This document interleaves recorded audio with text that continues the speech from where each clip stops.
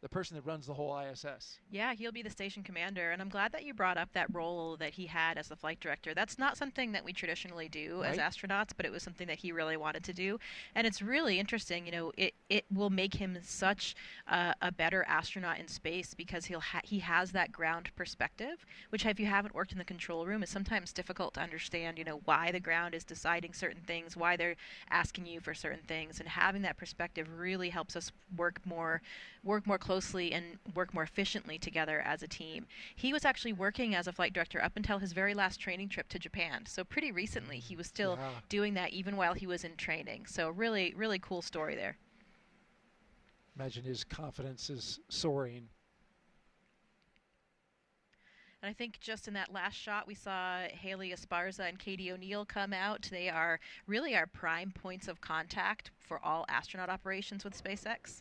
And here they come.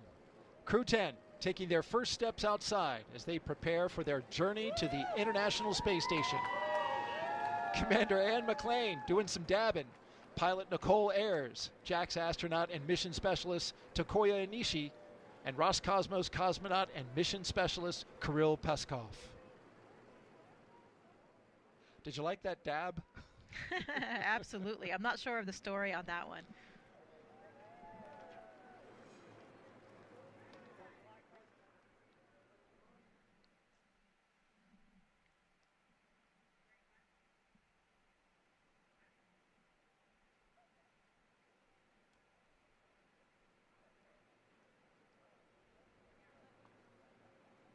See the astronauts throwing up some heart signs.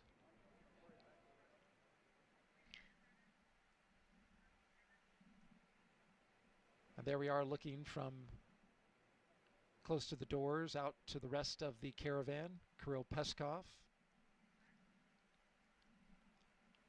Looks like he's having some lighthearted conversation. And McClain with a pink hat that I know says Crew-10 on it only because you have one as well. Yeah, the crew made a lot of gear for their loved ones and their guests, and also, just for everyone to be sporting before and during the mission. And those are some pretty cool Crew-10 hats that Anne and her crew designed. It says Crew-10 on the front, and on the side there is the Crew-10 patch. There's JAXA astronaut, Japanese astronaut Aki Hoshide, so he's here as a support person for Talk today. Very experienced astronaut, of Yes, course, indeed. as well. I see Chell Lindgren off behind the Tesla there Yep. as well. Chell is NASA there astronaut. standing with Joe, and he is currently serving a role as the director of the Flight Operations Directorate. So kind of the boss. He's really the boss above the astronaut office right now. Okay.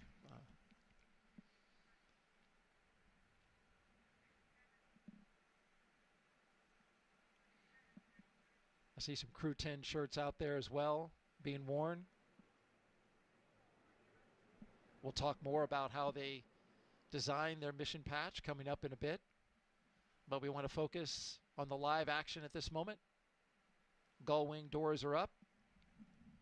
But in a few moments, they'll come down along with the windows. And that'll give an opportunity for the crew to say a few words before they drive off.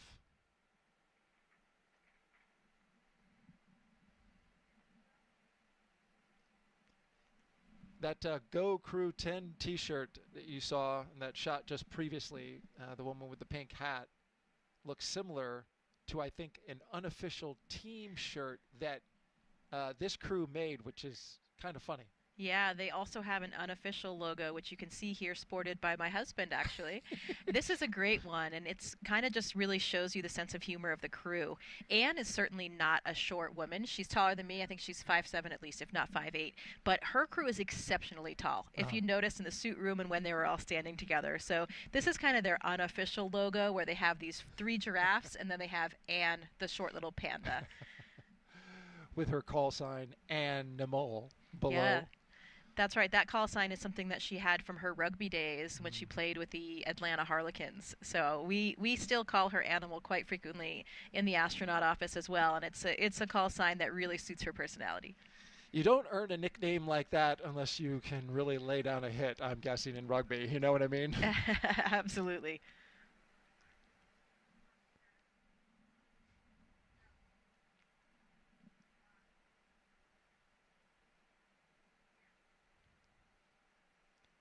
We have the commander, Anne McClain, and the pilot, Nichole Ayers, in the second Tesla. And then in the third Tesla are the two mission specialists, Kirill Peskov and Takuya Onishi.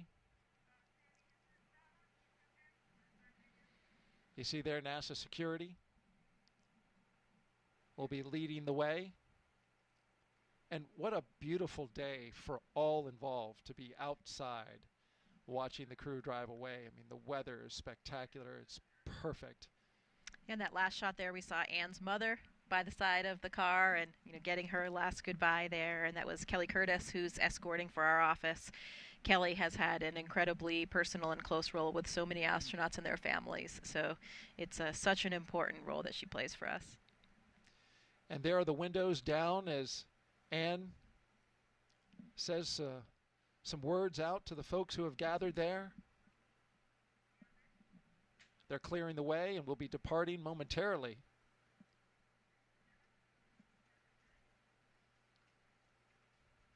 And there's the wave goodbye, and they are off. On their way to Space Launch Pad 39A, the crew driving away from the Neil A. Armstrong Operations and Checkout Building. This will start the 20-minute drive with a full security escort across NASA's Kennedy Space Center, including right by the Vehicle Assembly Building, which we'll see in a few minutes.